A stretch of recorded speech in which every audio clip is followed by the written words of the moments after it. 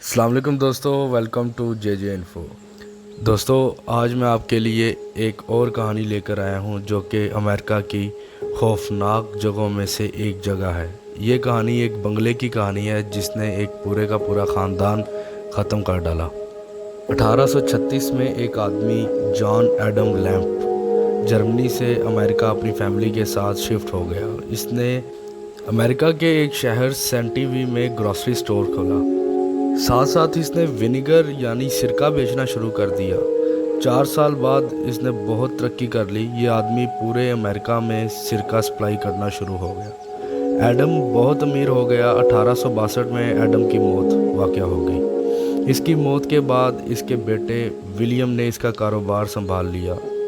6 साल बाद 1868 में विलियम ने अपनी बीवी के जूलिया के लिए एक खूबसूरत बंगला खरीदा। इस बंगले का नाम इसने लैंप रखा। यह आलीशान बंगला 1860 में तामीर हुआ था। विलियम ना तो सिर्फ यहाँ रहता बल्कि अपना कारोबार भी चला रहा था। इस घर में टोटल 33 कमरे थे, बेसमेंट भी थी। ये बंगला 3 फ्लोर पर मुश्तमिल था। दोस्तों, वैसे तो उसकी ज़िंदगी में सब कुछ नॉर्मल चल रहा था।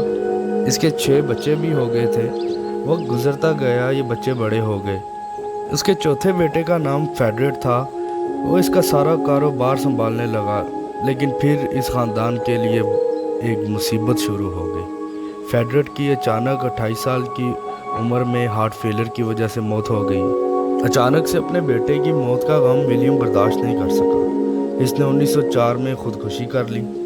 विलियम के मरने के बाद इसके बड़े बेटे बिली ने इसका कारोबार संभाल लिया। लेकिन दोस्तों, बिली से ये कारोबार संभाला ना गया और कारोबार तबाह होने लगा।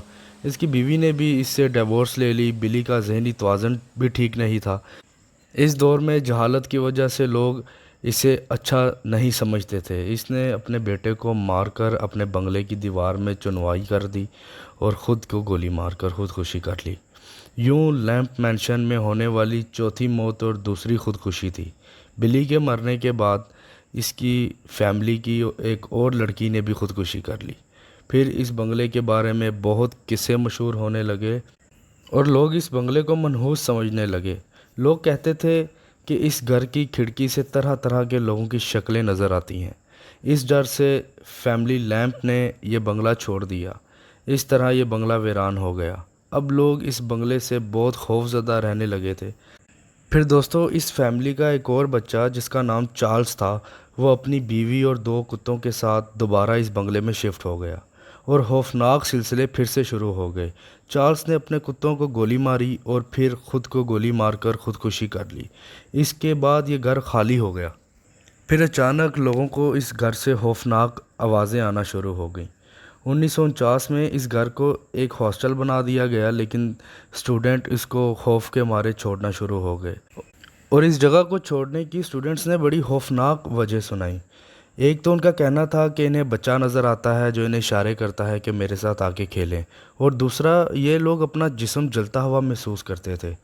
फिर 1975 में ये हॉस्टल भी बंद हो गया। आज इस जगह रेस्टोरेंट बन चुका है, लेकिन लोग यहाँ जाने से डरते हैं। लोगों को तरह तरह के चेहरे नज़र आते हैं और मोमबत्तियाँ भी खुद ही जलती बुझती नज़र आती हैं।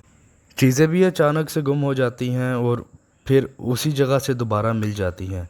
बहरहाल दोस्तों, आज लैंप मैंशन को अमेरिका की हॉन्टेड प्लेसेस में से एक प्लेस कहा जाता है। अपना ख्याल रखें दोस्तों, दुआओं में याद रखें। मेरे चैनल को लाइक, शेयर एंड सब्सक्राइब करें। अल्लाह हाफिज़।